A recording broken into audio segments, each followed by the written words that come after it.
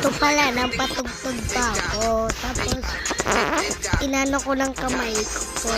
Tapos, nanood tayo kay Dia.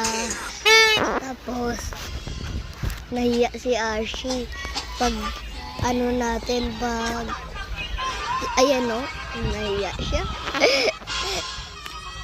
Tumingin tayo sa kanya. Kay Dia naman, tumingin tayo. Tapos, ganyan yung ginawa natin. Ganyan, yan. Tapos,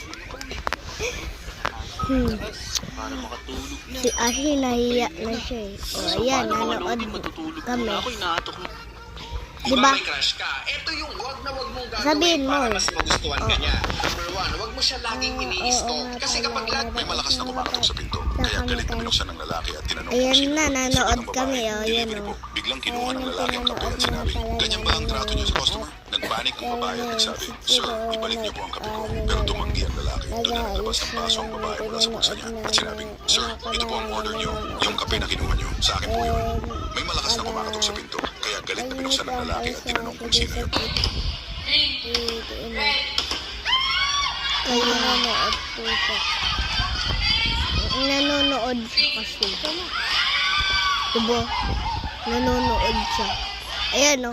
Red, blue, ice cream. Ay! Ipanin mo, ice cream. Woo! Ito na o. Nakakatakot. Ng January 1, Nakakatakot po yan o. ang inyong buong taon. Number 1, Ayan po. Parinig ko sa parang inyo. tinataboy nyo palabas ang swerte sa loob ng inyong bahay.